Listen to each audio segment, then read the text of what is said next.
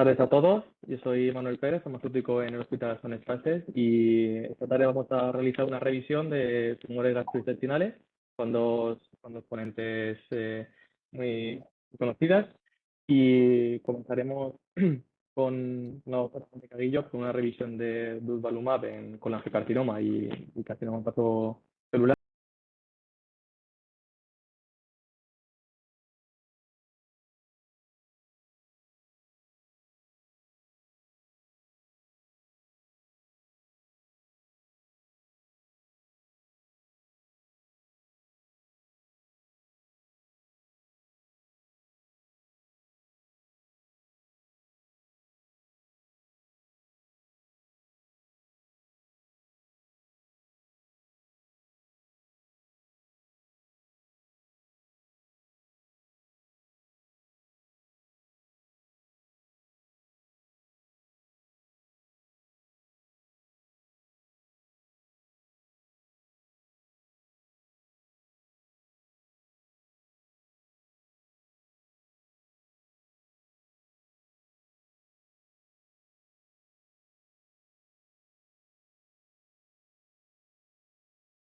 Del cáncer en el Hospital Son Espaces.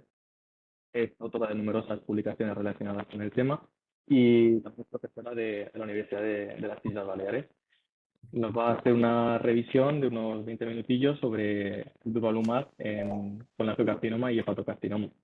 Si te parece, comparto la presentación ahora y ya te dejo todo para ti, ¿vale? Muy bien, gracias.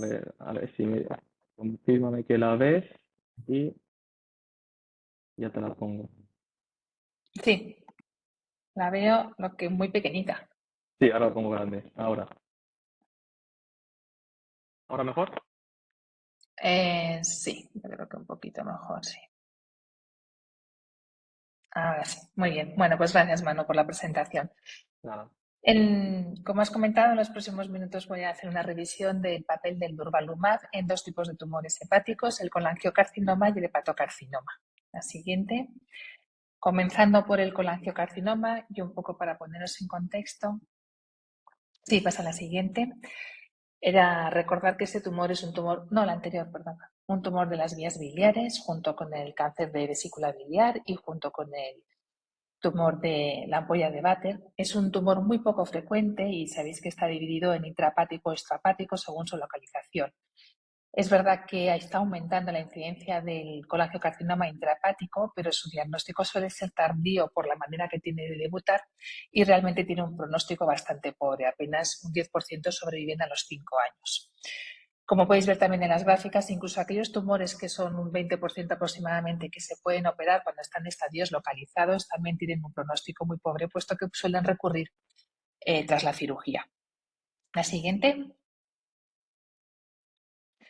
En las guidelines, os he puesto aquí las guidelines de la ESMO de noviembre del 2022. Bueno, clasifican estos tumores en tumores de estadio temprano, localmente avanzado o avanzado metastásico. Recomiendan, por supuesto, que se valore el tratamiento y diagnóstico bajo un comité multidisciplinar donde participan diferentes especialidades, radiología, digestivo, hepatología, cirujanos y también, como comentará posteriormente la doctora Teresa Macarulla, en el estadio metastásico se recomienda la secuenciación del tumor porque cada vez tenemos mayor conocimiento de dianas moleculares para los cuales podemos administrar tratamientos más específicos. Siguiente. Pero el papel de durvalumab se ha visto que tiene, su relevancia en estas dos situaciones, en localmente avanzado y en metastásico. La siguiente. Combinado con un esquema de quimioterapia que es el cisplatino-gencitabina. Solamente recordar que la combinación de quimioterapia es debida a este estudio, el ABC02, que ya desde el año 2010 ha sido el tratamiento estándar hasta la fecha, donde se demostró que comparado con gencitabina, que era el tratamiento estándar de entonces en pacientes con cáncer de vías biliares localmente avanzados o metastásicos, esta combinación de cisplatino-gencitabina obtenía unos mejores resultados en supervivencia global, con unas medianas de 11,7 meses, unas medianas de PFS de 8 meses y un control de enfermedad del 82%. Por eso es la rama o el brazo o la quimioterapia con la que se combina el durvalumab. La siguiente. En este estudio, que es el estudio TOPAZ, que es el que demuestra el papel de durvalumab y que fue publicado ya en el New England en el 2022. Siguiente. Este estudio es un estudio randomizado, doble ciego, multicéntrico, global, es en fase 3, en el que se randomizan 685 pacientes a recibir la quimioterapia estándar, cisplatinogencitabina, hasta 8 ciclos, combinado con durvalumab, como podéis ver aquí, 1.500 miligramos cada 3 semanas, o el brazo control, digamos que es con placebo. Luego continuaban con durvalumab o con placebo hasta progresión. Estos pacientes tenían que tener enfermedad avanzada o metastásica, podían ser intrahepáticos, extrahepáticos de ampolla o de vesícula biliar, no podían haber recibido previamente tratamiento, si habían recibido como tratamiento adyuvante tenían que haber pasado más de 6 meses y con un buen performance status. Los pacientes se clasificaban según el tumor era recurrente o era localmente inicialmente irresecable y según la localización del tumor. Los objetivos primarios eran supervivencia global y los objetivos secundarios podéis ver aquí PFS, tasa de respuestas, duración de respuesta, eficacia según PDL-1 y seguridad. La siguiente. Estas son las características de los pacientes, no sé si podéis verla, pero son unas características que están bien balanceadas en ambos brazos. En general tenían una edad media de 64 años, de la región asiática era un 56,4%, un buen performance status en el 50% de los casos, el colangiocarcinoma intrahepático suponía el 56% y estadios metastásicos eran de debut un 86% de los casos. Siguiente. Estas son las curvas de supervivencia, el objetivo primario. Como podéis ver, el brazo experimental tiene una supervivencia mediana de 12,8 versus 11,5. Es verdad que numéricamente la mediana de supervivencia hay una diferencia pobre, pero tiene un hazard ratio de 0,80 y como podéis ver en las curvas, a partir de los 6 meses que suele ocurrir con tratamientos en los que se combina con inmunoterapia, estas curvas se empiezan a separar de tal manera que vemos que el beneficio va aumentando y a los 2 años, por ejemplo, vemos que hay una mediana de supervivencia de 25% en el brazo que combina quimioterapia con durvalumab, comparado con un 10,4% en el brazo que recibe solamente quimioterapia y placebo. Siguiente. Con un 6 meses y medio más de seguimiento en la ESMO del 2022, se vio que este hazard ratio disminuía a 0,76 y se sigue observando este mayor beneficio con el tiempo en el brazo experimental. La siguiente. Cuando analizamos por subgrupos de pacientes, podemos ver también que se benefician todos ellos, independientemente del sexo, de la edad, de la expresión de PDL1, de si era inicialmente irresecable o metastásico, de la localización del tumor, de la región, si eran asiáticos o no, el performance status y de si eran metastásicos o localmente avanzados. Siguiente. El objetivo secundario de PFS, podéis ver también aquí que las curvas se empiezan a separar un poquito antes y que hay un beneficio en los pacientes que reciben durvalumab con quimioterapia y podéis ver pues, que a los 12 meses, por ejemplo, con un mayor tiempo, pues hay una PFS de 16% en el brazo experimental comparado con un 6,6% en el brazo que recibe solo quimioterapia. Siguiente. En cuanto a otro objetivo secundario, la tasa de respuestas, pues hay un 26,7% en el brazo de durvalumab comparado con un 18,7%.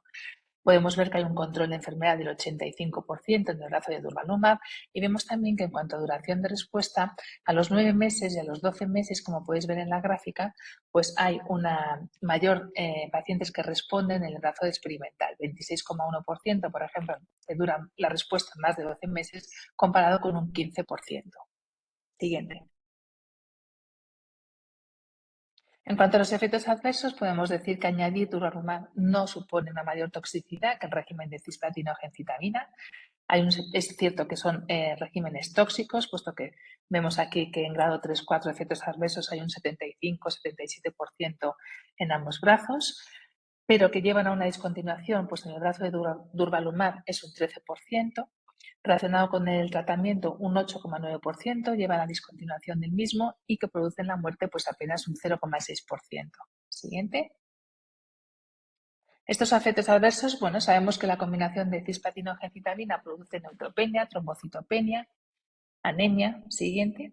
Y en cuanto a los efectos adversos que están relacionados con la inmunidad, bueno, pues en un grado 3 o mayor, el durvalumab supone un 2,4% y es una toxicidad que conocemos, como son efectos de hipotiroidismo, ras dermatológico o diarrea o colitis. Siguiente. Hay una actualización que se ha presentado en la ESMO de este año con un seguimiento ya mayor. Podemos ver aquí que presentaron los datos de supervivencia a los 3 años, con un seguimiento más o menos de unos 41 meses. El corte creo que fue el 23 de octubre del 2023 y si os fijáis a la derecha, pues se mantiene este beneficio a la sociedad durvalumab, de tal manera que a los 3 años vemos que hay una mediana de 12,9 con respecto a un 11,3 y un hazard ratio de 0,74.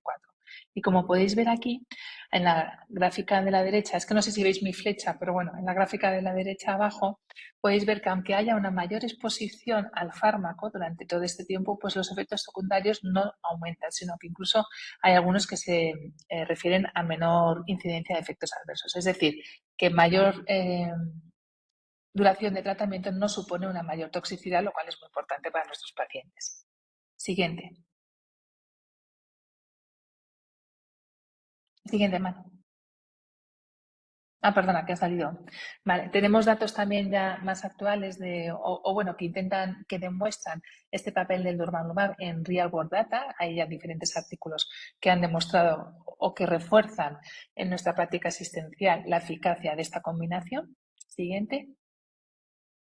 Y está ya incorporado pues en las guidelines, como os he mostrado previamente en las guidelines de la ESMO, también lo tenemos en las NCCN, hay un informe de posicionamiento positivo tanto del Ministerio como de la SEOM y en la escala de beneficio de la ESMO tiene una puntuación de 4 sobre 5. Por tanto, bueno, pues es un régimen que ya tenemos muchos de nosotros estandarizado en nuestra práctica clínica habitual. Siguiente, si quieres. En cuanto al hepatocarcinoma, la siguiente. El hepatocarcinoma es un tumor muy heterogéneo, es un tumor que supone la 7ª causa de muerte por cáncer en España, supone el 70% de los tumores hepáticos y su incidencia va aumentando con la edad, de tal manera que el pico está aproximadamente a los 70 años. En cuanto a los factores de riesgo, sabéis que es un tumor también que su incidencia y prevalencia varía según la región geográfica. Es cierto que la cirrosis es una condición subyacente que ya supone por sí misma una enfermedad, por tanto, los pacientes en gran parte o en la mayoría de ellos son pacientes enfermos con mayor comorbilidad que otro tipo de tumor. Y en España, pues las causas más frecuentes del hepatocarcinoma o carcinoma hepatocelular son el alcohol, la infección crónica por hepatitis C, pero actualmente están aumentando la incidencia por síndromes metabólicos, fundamentalmente por hígado graso no alcohólico y también por infección crónica por hepatitis B, también es una de las causas subyacentes. Sabemos y conocéis que hay diferentes maneras de estratificar y de clasificar a este tumor. La más empleada y la que empleamos también en España es la clasificación del Clínic de Barcelona, en la que tiene en cuenta factores pronósticos desde la carga tumoral, la función del hígado, el performance status. Se define también la cirrosis según la presencia de ascitis, alfa-fetoproteína, el score de albúmina y bilirrubina, y todo ello nos permite clasificar a los tumores en estadios desde muy iniciales hasta estadio avanzado. Siempre se recomienda, por supuesto, y ha demostrado una mejoría en la eficacia de los tratamientos, comentar estos tumores en comités multidisciplinares con la participación de diferentes especialistas. Y como podéis ver aquí, pues cuando ya estamos hablando de estadios avanzados, que se denominan estadios también C, donde se preserva la función hepática y se mantiene un performance status de 1 o 2, pero que ya hay invasión de la porta y puede haber afectación extrahepática. En el tratamiento que se recomienda es el tratamiento sistémico. Se prevé una supervivencia de más de 2 años y se plantea o se proponen 2 tipos de tratamiento. Bien el atezolizumab y bevacizumab, la combinación de un anti-PDL1 con antiangiogénico. La siguiente, que demostró y que ha sido el tratamiento estándar en algunos tipos de pacientes que cumplen los criterios de inclusión, el beneficio en supervivencia global respecto al tratamiento que entonces era el habitual, como es Orafenib, con una supervivencia mediana de 19,2 meses versus 13,4 y un hazard ratio de 0,66, y actualmente se ha introducido también la posibilidad de tratamiento de primera línea de durvalumab con tremelimumab, que es lo que voy a comentar a continuación. La siguiente. Está basado en este estudio, el estudio Himalaya, que se publicó también en el New England en el 2022, la combinación de tremelimumab con durvalumab. Este es el estudio, es un estudio randomizado, abierto, multicéntrico, global, es un estudio fase 3 en el que inicialmente había 4 brazos. Como podéis ver aquí en gris, el último brazo se se suspendió, se hizo una enmienda al estudio al hacer un análisis interino y ver que la eficacia era igual que en el brazo de durvalumab. Y en este estudio se randomizan 1.171 pacientes a estos 3 brazos, lo que es el régimen STRIKE, que significa o que consiste en una dosis única de tremelimumab a la dosis de 300 miligramos y durvalumab 1.500 cada 4 semanas. Otro brazo de durvalumab en monoterapia, 1.500 cada 4 semanas, y el tratamiento que se podía considerar estándar, el sorafenib, con 400 miligramos 2 veces al día. Los pacientes, los criterios de inclusión los veis aquí. Histológicamente confirmado carcinoma hepatocelular irresecable con un Child A, la clasificación del CLIN de Barcelona B o C, no elegible para tratamiento locorregional, no podían haber recibido previamente tratamiento sistémico, con un buen performance status, no podían presentar trombosis de la vena porta y no se requería una endoscopia para valorar la presencia de varices gastroesofágicas.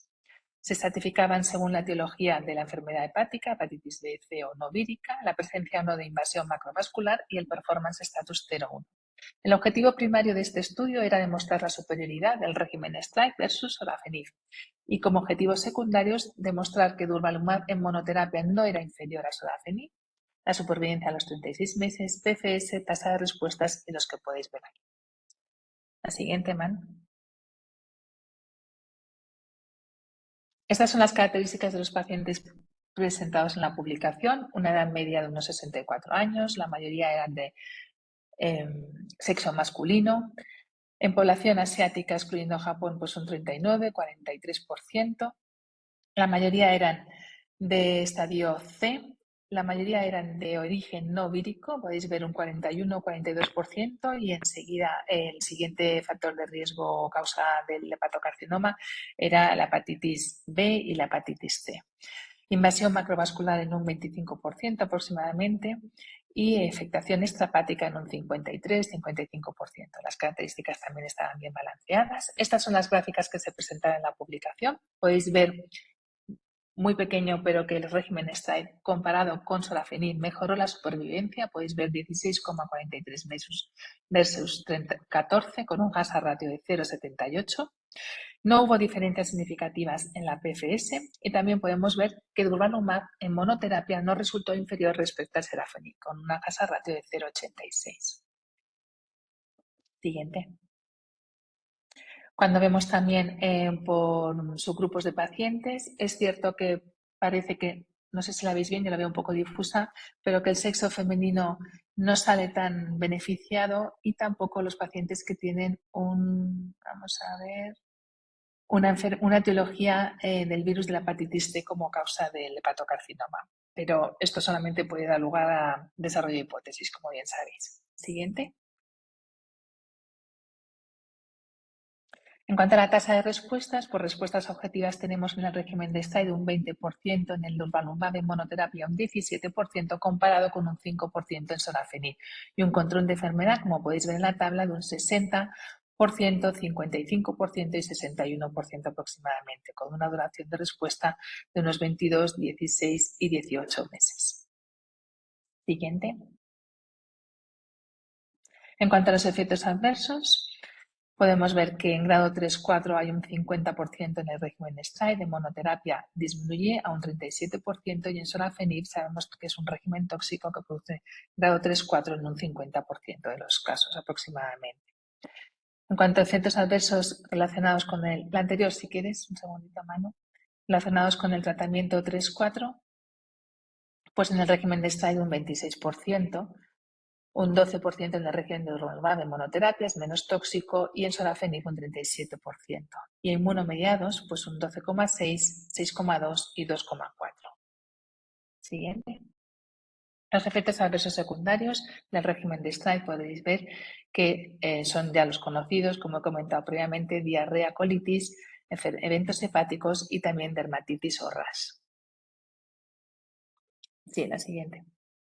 En este estudio se demostró también, se hicieron estudios de calidad de vida con diferentes encuestas o cuestionarios y se pudo ver que el régimen tanto de STRIKE como durvalumab de monoterapia se asociaron a un retraso en el tiempo hasta el empeoramiento de la calidad de vida, capacidad funcional o síntomas relacionados con la enfermedad, con una Bueno, lo podéis ver en estas gráficas. Sigue si quieres. Sí.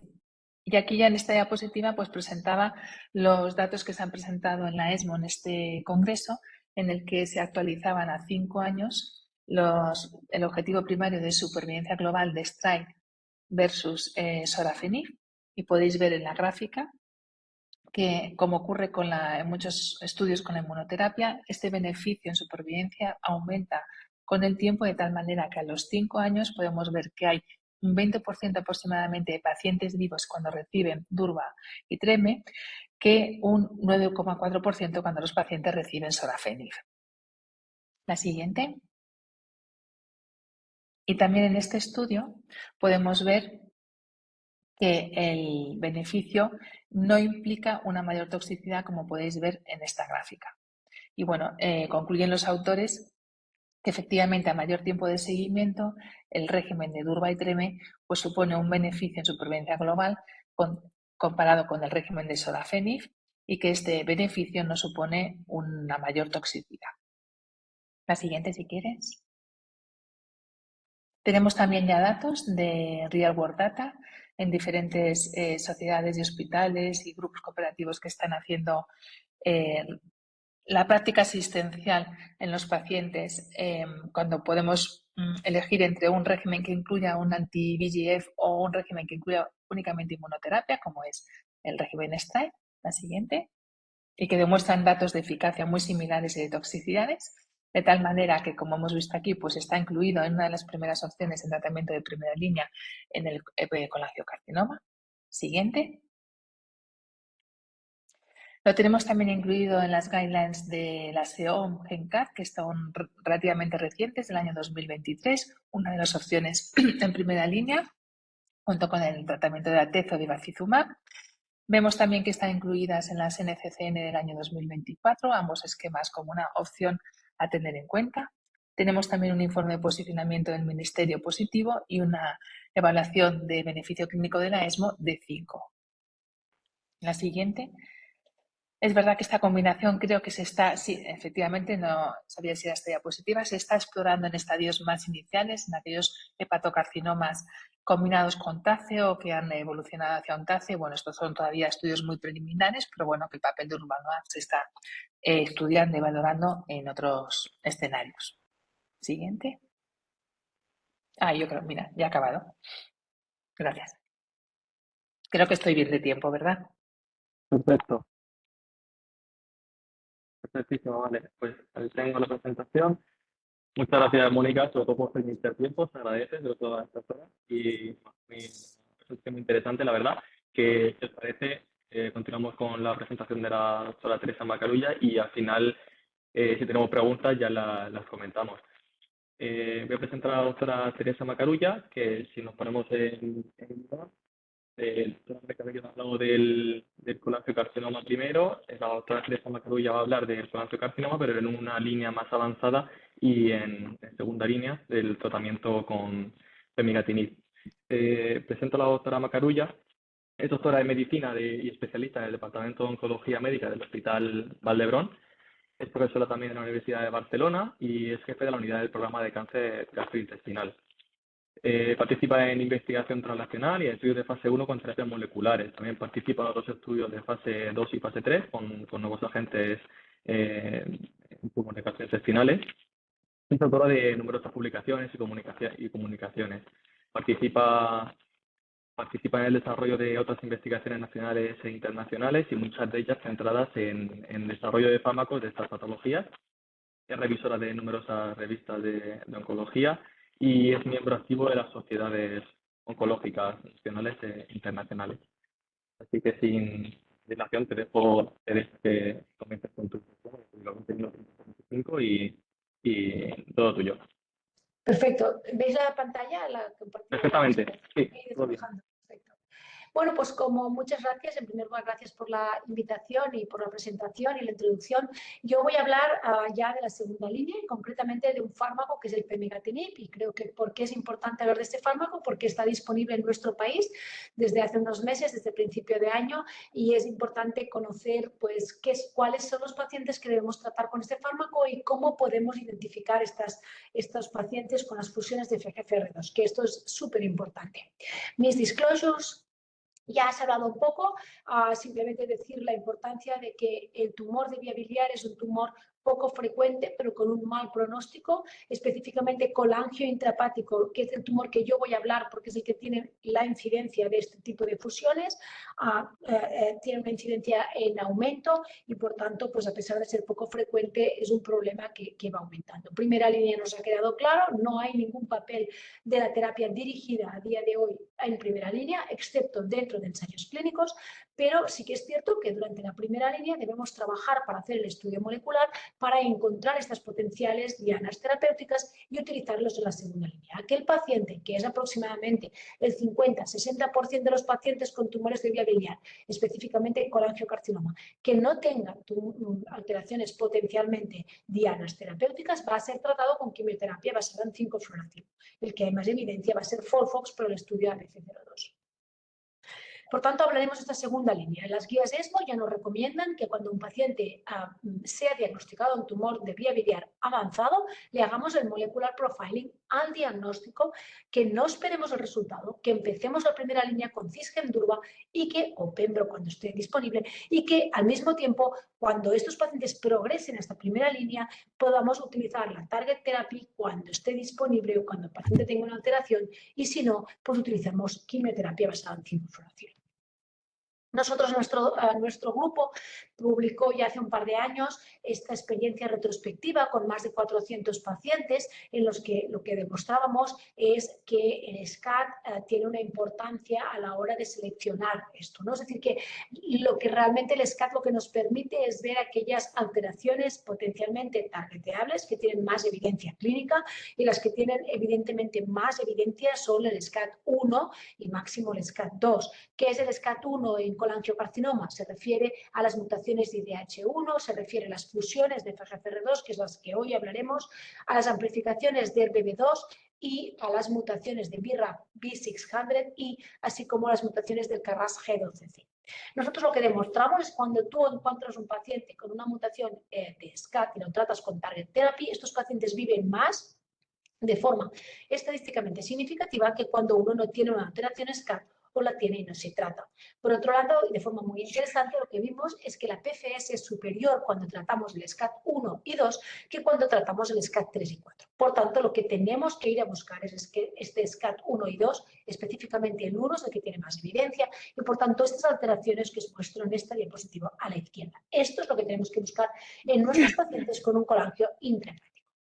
Lo que hemos visto es que la medicina de precisión en el colangio intrahepático ha ido variando y es dinámica, que del año 2020 al 2022 podéis ver cómo ha aumentado las nuevas dianas, algunas que no teníamos presentes en el 2020 hoy ya son una realidad, y también hemos ido fijando mejor el porcentaje de estas alteraciones. Inicialmente hablábamos de un IDH1 entre un 15 y un 20% de los pacientes, hoy hablamos más de un 14% de los pacientes, y referente a la fusión de FGFR2, en el año 2020 hablábamos de alrededor 15% de los pacientes, hoy hablamos alrededor del 9,4% de los pacientes. Por tanto, también hemos podido concretar un poquito más en estos porcentajes, y esto es importante a la hora del diseño de ensayos.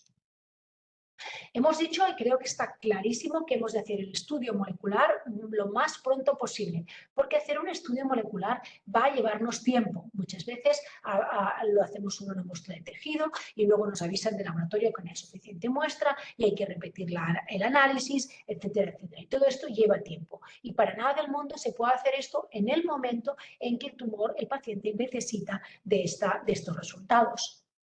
¿Y cuál es el panel que debemos utilizar? No hay un panel único, sí que es cierto que dado que no solo vamos a buscar una alteración, no solo vamos dirigidos a la IDH1, mutación de IDH1 o a la fusión de FGFR2, idealmente es un panel amplio que debemos asegurarnos de que incluya las alteraciones al menos de SCAT1 del colangiocarcinoma para que no se nos escape nada, y por tanto debemos perder un poco de tiempo viendo cuál es el panel que podemos hacer en nuestro centro y ver si cumple con lo que nosotros necesitamos.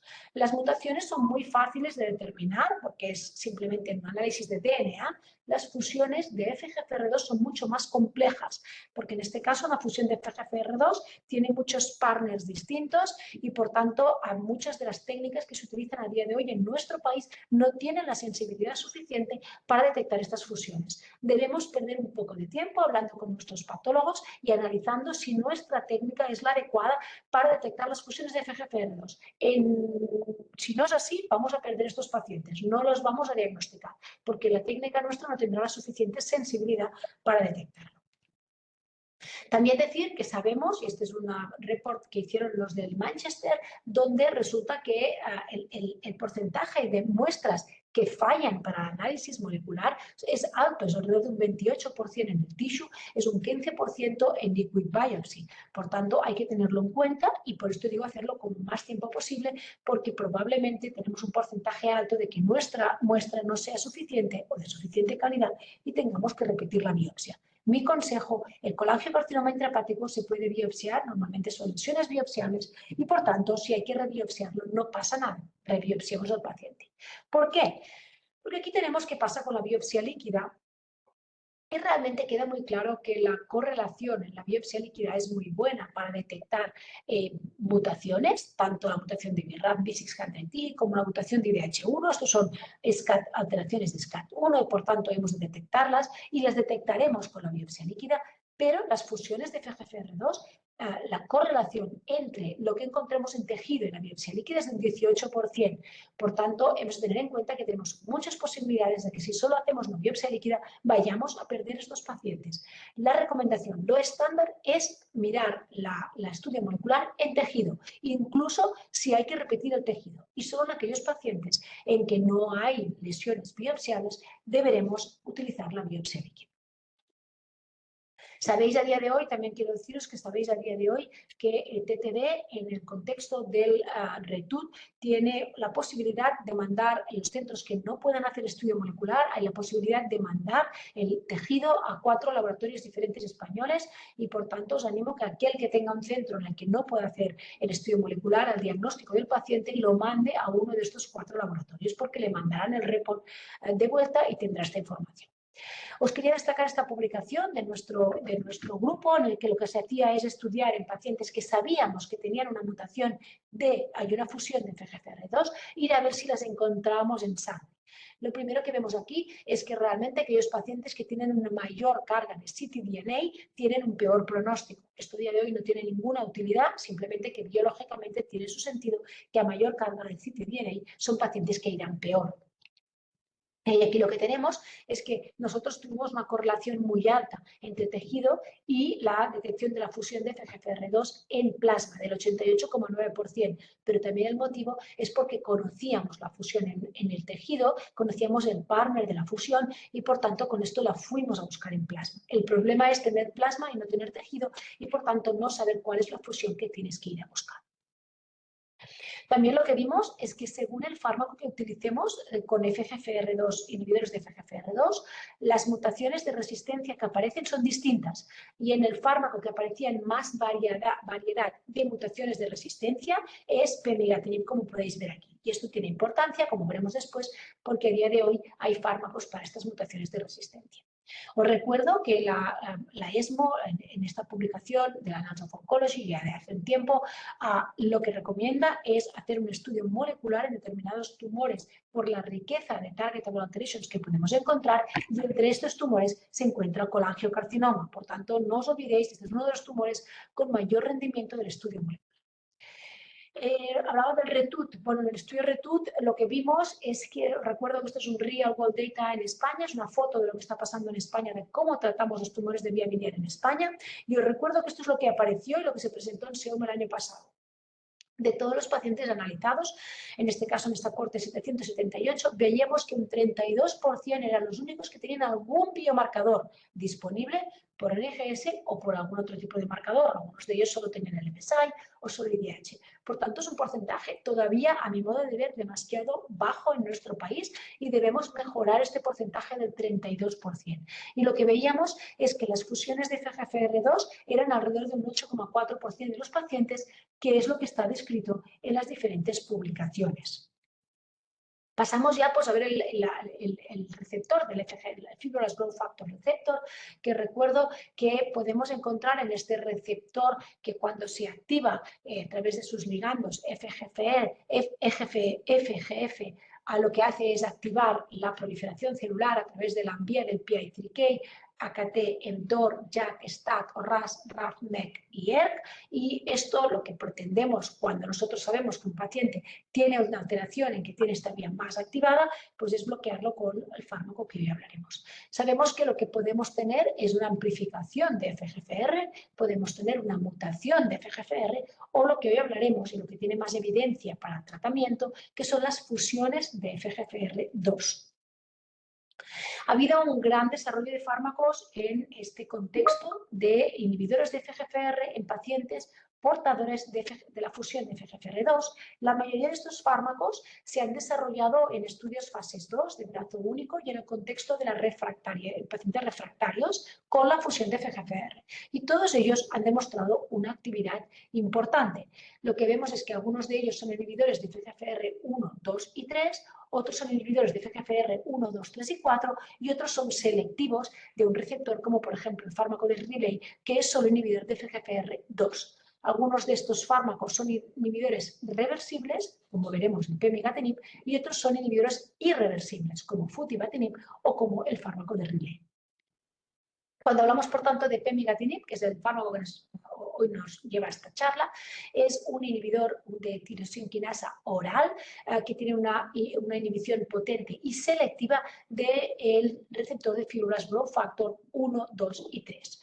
¿Vale? Aquí podemos ver pues, la actividad en los diferentes receptores, en cambio no tiene esta actividad en el receptor 4 y cómo en modelos murinos se vio como este fármaco era activo a nivel de inhibir el crecimiento de tumores portadores de la fusión de FGFR2. El estudio que tenemos y que ha llevado a la aprobación tanto por FDA como EMA como reembolso en nuestro país es el estudio FIGHT 202. Es un estudio fase 2 en pacientes refractarios que básicamente 146 pacientes con colangiocarcinoma se trataron estas tres cortes. Una corte con pacientes con FGFR2 fusiones o rearrangement, una corte con otras alteraciones de FGFR y otra corte sin alteraciones de FGFR. Estos pacientes se trataron con pemigatinib, 13,5 miligramos al día, 2 semanas on, 1 semana off, y el objetivo era tasa de respuesta. Aquí vemos las características de los pacientes y sobre todo quiero destacar que la mayoría de pacientes con fusiones de FGFR2, que es el primer brazo, 105 pacientes, eran colangios intrahepáticos. No es imposible encontrar un colangio extrahepático con una fusión de FGFR2, pero es mucho menos frecuente. Y lo que vemos es que era población muy pretratada. Fíjense que aquí que teníamos hasta un 12% que habían recibido más de 3 líneas previas y que un 27% habían recibido más de 2 líneas previas. Por tanto, hablamos de población muy refractaria. Y aquí tenemos el forest plot del estudio, donde vemos que realmente la mayoría de pacientes globalmente respondían al tratamiento y estos son los pacientes que tenían fusión de FGFR2. Aquí tenemos la progresión de estos median progression free survival, que eran de 6,9 meses, nuevamente aquellos pacientes con fusión de FGFR2, y la supervivencia de los pacientes con fusión de FGFR2 era de 21,1 meses. Por tanto, esto ponedlo en contexto de los datos que tenemos de primera línea. Os recuerdo que tenemos el ABC02, en donde la supervivencia era inferior a 1 año. Y aquí estamos hablando de pacientes refractarios con una supervivencia que no era el objetivo primario del estudio, pero de 21,1 meses. Cuando ponemos en contexto la tasa de respuesta, que era de 35,5% de los pacientes con fusiones, que eran los que realmente se demostró la actividad, porque tenían una media de duración de respuesta de 7,5 meses, y esto es importante, no solo que respondan al fármaco, sino que haya una duración de respuesta importante y sostenida. Y hay que decir que esta respuesta no se vio ni en los pacientes con otras alteraciones de FGFR, como por ejemplo mutaciones o amplificaciones, ni tampoco se vio en pacientes sin alteraciones de la vía. Por tanto, la única población donde hay indicación son aquellos pacientes con la fusión de FGFR2. Efectos secundarios. Esto es importante porque son efectos secundarios de clase. Es decir, los 64% de los pacientes tratados en el estudio con pemigatinib tuvieron toxicidades grado 3 o superiores, de los cuales hay que decir que los más importantes eran la hipofosfatemia, las artralgias, la estomatitis, la hiponatremia, el dolor abdominal y la fatiga. También hay que destacar que un efecto secundario común y que a lo mejor no reportamos bien en los ensayos es la toxicidad ungueal. La toxicidad ungueal era de un 42%, pero en todos los grados, que un 14% de los pacientes redujeron la dosis por toxicidad y que el 9% la discontinuaron por toxicidad. Lo que hay que saber es conocer las toxicidades y aprender a manejar las toxicidades relacionadas con el fármaco. Como veis, estas son las más destacadas en cuanto a frecuencia. En lo que hemos fracasado es en intentar llevar la eficacia o intentar demostrar la eficacia de este fármaco y de otros inhibidores de FGFR en primera línea. Uno pensaría que si es tan activo en líneas de refractariedad, ¿por qué no intentar trasladarlo a primera línea? Y por esto se diseñaron estos estudios en que los pacientes con fusión de FGFR2 se randomizaban en primera línea a ser tratados con cisplatina o gemcitabina o bien con pemigatinib, y se permitía el crossover, evidentemente, por una cuestión ética, y por tanto el objetivo del estudio era la progresión, supervivencia libre de progresión. ¿Por qué hemos fallado en estos estudios? En primer lugar, por el tiempo que tardábamos en tener el resultado del NGS, los pacientes no podían esperar tanto, porque el estándar of care ha cambiado. Hoy en día el estándar of care ya no es cisplatina o gemcitabina y tendríamos que haber cambiado este brazo control a cisplatina o gemcitabina y inmunoterapia, y porque probablemente las frecuencias de FGFR2 fusionados eran inferiores a lo que se pensaba cuando se diseñó el estudio, y ahora vemos que es alrededor de un 7, 8, 9%, entonces se hablaba incluso de un 15% de los pacientes. Por tanto, a día de hoy la indicación de este fármaco pemigatinib es en segunda línea en aquellos pacientes que tienen una fusión de FGFR. Conocemos bien cuáles son los mecanismos de resistencia de este fármaco y conocemos que son las mutaciones en el dominio quinasa del receptor FGFR2, y esto está muy bien descrito en diferentes publicaciones. Y a día de hoy tenemos un fármaco que es el tinengotinib, que es un fármaco que básicamente es un tirosin quinasa inhibitor, que ha demostrado eficacia en pacientes que previamente habían sido tratados, como veis aquí, con otros inhibidores de FGFR, por ejemplo, con pemigatinib. Y este fármaco, tinengotinib, daba una tasa de respuestas en este contexto de un 30%. Lo que vemos es que es sobre todo tóxico a nivel de mucositis y a nivel de hipertensión, porque es un muy potente inhibidor de VEGF.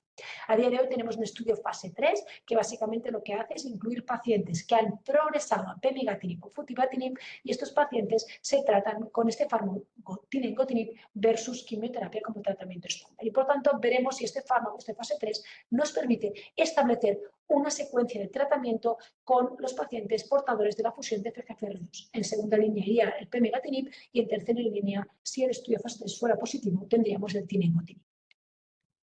Por tanto, para concluir, el colangiocarcinoma es un tumor de mal pronóstico donde la mayoría de pacientes se diagnostican en estadio avanzado. Está claro que la primera línea ha cambiado y el cisplatina o gemcitabina y la inmunoterapia se ha establecido como nuevo estándar, pero la segunda línea de tratamiento, el paciente sí tiene una target level alteration, este es el estándar de tratamiento.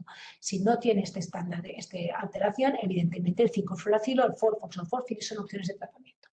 Respecto a las fusiones de FGFR2, sabemos que diferentes fármacos, entre ellos pemigatinib, ha demostrado eficacia en esta población, y lo que nos hemos de asegurar es que testamos a los pacientes con el test adecuado, idealmente en tejido, para poder encontrar esta fusión. Si no, los pacientes pasarán por delante nuestro y no detectaremos la fusión, y si por tanto dejará de beneficiarse el paciente de un fármaco como el pemigatinib, que da una tasa de respuestas del 35% con una duración de respuesta de 7 meses, PFS 6,9 meses y una supervivencia de 21 meses. Por tanto, realmente vale la pena intentar encontrar estos pacientes.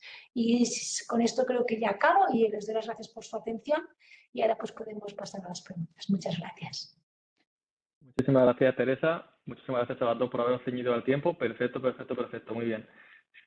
Ahora, si alguno de los asistentes quiere realizar alguna pregunta en su momento, ya sea por chat o por viva voz, como prefieran.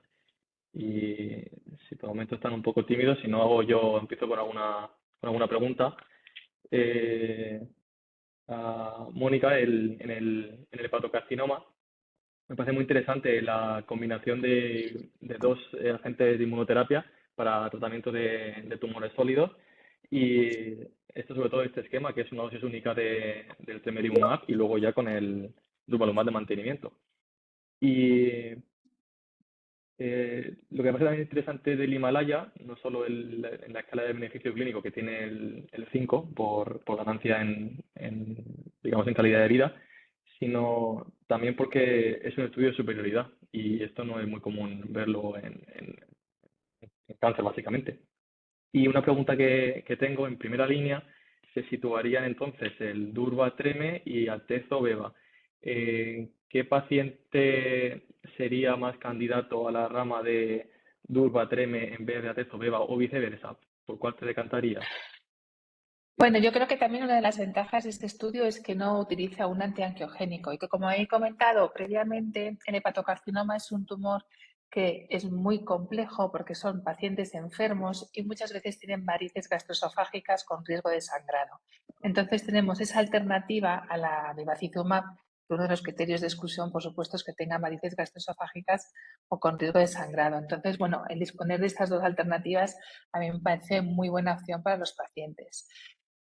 Porque, por supuesto, no hay un face-to-face de estos dos estudios y no lo va a haber, pero bueno, tenemos pacientes con unas características clínicas que nos van a ayudar a definirnos hacia uno u otro esquema. La inmunoterapia conocemos bien la toxicidad que tiene, no es desdeñable, por supuesto, pero la podemos manejar bien. Y en pacientes que clínicamente están enfermos, pues yo considero que es una buena opción. No sé, Teresa, si estás de acuerdo. Sí, sobre todo por el perfil de toxicidad. La verdad es que el perfil de toxicidad Claro, es fantástico, ¿no? En una sola dosis, sí. eso te da muy bien. Y es verdad que hay pacientes de riesgo, ¿no? Estas varices, y a veces la dificultad de hacer una gastroscopia. Parece mentira, pero hay hospitales donde hacer una gastroscopia te supone un mes, porque no hay una forma rápida de hacerlo, ¿no? En diferentes... Efectivamente. Sales sus realidades, ¿no? Pero es verdad que sin una gastroscopia no puedes dar un bevacizumab, ¿no? Y hay un riesgo allí que, bueno, es cierto que yo creo que es una buena alternativa en aquellos pacientes en que el riesgo esté allí o que haya dificultades para hacer una gastroscopia. Realmente no es, la tolerancia es excepcional, esto es cierto. Vale, gracias, Mónica. Ahora, cambiando al colangiocarcinoma, has comentado que la quimioterapia lleva el tema este de cis-lotinofosfatarid y ahora en combinación con durvalumab. Pero se han intentado meter otros tipos de tratamientos para esta enfermedad, pero no han ido adelante ante niveles del BER, de ACPR y con monoterapia con durvalumab. ¿Sabes si hay otros ensayos ahora que combinen esta quimio con estos inmunoterápicos? Creo que con Pembro hay ahora Bueno, uno. exacto, tenemos el estudio Keynote 966, creo que es la combinación con pembrolizumab, que también tiene una eficacia y es un estudio positivo para supervivencia global. Y yo creo que lo que nos hace es abrirnos puertas a la inmunoterapia en primera línea, es decir, demostrar que la inmunoterapia combinada con quimioterapia en el colangiocarcinoma es el tratamiento más eficaz. Entonces, bueno, yo creo que esto es lo que se ha demostrado y lo que está un poco ahora mismo en estudios.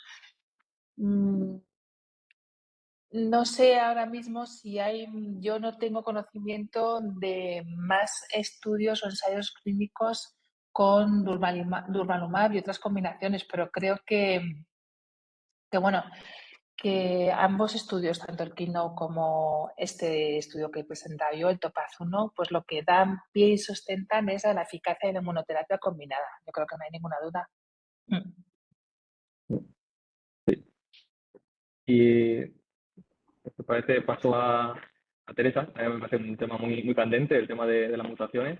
Y me parece muy interesante lo que has comentado, ¿no? Que aparecen 4 laboratorios en España que pueden determinar esta mutación y eso, está muy bien que lo comentes porque así de otros hospitales puede saber y si no tienen la facilidad, pues siempre pueden preguntar y tener esa oportunidad de probar otras líneas terapéuticas y no pasar directamente a una terapia que tiene quizás menos probabilidad de supervivencia. Y este tema que es tan candente, tan novedoso, tan bueno, por así decirlo, ¿cómo ves tú el futuro o el presente, el hecho de cómo se financia el tema de los test, el tema de las muestras, el tiempo hasta la determinación, el transporte, ¿cómo ves pues, Bueno, creo que tenemos que copiarnos del pulmón, ¿no? Debemos de dejar de ser un poco tan, ¿no? Porque a veces parece que no, bueno, es difícil. En el pulmón se determinan las alteraciones moleculares de rutina que hay que determinar y no hay ningún problema, ¿no? Entonces yo creo que en colangiocarcinoma, a la medida que se vayan aprobando fármacos, y ahora lo que tenemos son fármacos aprobados para la fusión de FGFR2, lo que es evidente es que se necesita que esto esté financiado, que forma parte de la cartera de servicios, ¿no? Porque si no, no hay manera de diagnosticarlo. Hasta ahora esto no está todavía bien organizado, cada comunidad hace lo que quiere, cada hospital hace lo que puede, pero sí que creo que es importante que esto se vaya poco a poco normalizando como han hecho los del pulmón y que vayamos pues, detrás suyo y sobre todo la gran dificultad que tenemos en las fusiones, que no son así las mutaciones, ¿no? Porque una mutación de IDH1 es muy fácil de detectar, pero una fusión de FGFR2 es muy difícil de detectar porque los partners son muchos. Entonces, si no utilizamos el método adecuado, vamos a dejar que los pacientes pasen por delante nuestro sin diagnosticarlos, ¿no? Entonces, es importante que cada uno sepa con su patólogo o con su centro de referencia donde puede mandar las muestras que está utilizando el test adecuado y sino que luche para ver qué tiene que hacer para que el test sea el adecuado, porque si no es una pena que hagamos un esfuerzo que no llega a tener el nivel suficiente, ¿no? Pero sí, esto es básico, debemos trabajarlo, debemos prepararlo, el tiempo que se necesita es largo porque a veces hay que repetir la biopsia, porque la muestra no es adecuada y si no lo hacemos en principio de la primera línea, luego el paciente se pone malo y no nos da tiempo de tratarlo, ¿no? Súper importante que durante la primera línea vayamos trabajando esto y luego estemos preparados para la segunda línea, ¿no? Para tratarlo. Vendrán más fármacos, entonces, pues ya poco a poco tenemos que ir estableciendo qué es imprescindible determinar a nuestros colangios, ¿no? Y esto tiene que ser así. y la muestra la recomienda siempre desde el tejido, ¿no? No de una Sí, desde luego la sensibilidad del tejido para detectar, sobre todo, insisto, la dificultad de las fusiones. La mutación se puede hacer lo que quieras, pero para la fusión, a día de hoy, la sensibilidad es muchísimo mayor con la técnica adecuada en el tejido. Por tanto, el colangio intrahepático tiene tejido, yo los rebiopsio a todos, no pasa nada, al paciente no le preocupa mientras podamos encontrar la alteración con la que después lo podamos tratar, ¿no? Y si no hay muestra, no se puede de ninguna manera biopsiar, pues evidentemente la liquid biopsy es mejor que no tener ningún estudio, ¿eh? Porque ahí podemos detectar las mutaciones que también tienen un impacto. Pero para las fusiones el tejido de todas formas. Y ya por último, siendo ya de referencia, no sé si tenéis o habéis hecho un grupo en el que tenéis datos de vida real de este tratamiento, es muy pronto. Es pronto, todavía no hay, así como con la inmuno ha habido un grupo que es súper activo, que es el grupo de Italia, ¿no? Que no hay quien los frene y se han puesto a recoger datos y tienen más de 600 datos de pacientes recogidos. Para las fusiones de FGFR2 es más difícil, ¿no? No tenemos tantos datos recogidos, pero creo que es algo que nos deberíamos animar a hacer. Que cuando tratemos pacientes los tengamos. Es verdad que ahora, ¿no? Es un fármaco aprobado relativamente con precio reembolso, tampoco hace tanto tiempo, durante este año. Por tanto, conforme se vayan tratando pacientes, creo que es importante que recojamos los datos y que luego lo pongamos en común y lo podamos publicar todos juntos, ¿no? Y ver cuáles son estos datos de vida real. Por tanto, yo animo a cualquiera que trate a un paciente con PEMI, pues que lo tenga registrado, porque luego será más fácil que lo podamos poner en común. Exacto, estoy de acuerdo con eso. Claro. Me parece que no hay ninguna pregunta en el chat, o sea que lo habéis dejado todo muy clarito y muy bien.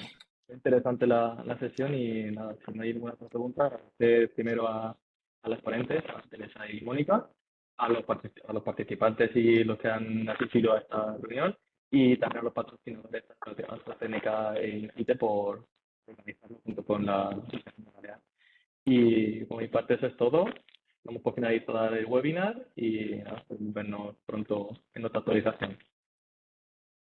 Muy bien, muchas gracias a Muchas todos gracias. vosotros. Gracias a Gracias. todos. Buenas tardes. Adiós. Adiós, buenas tardes.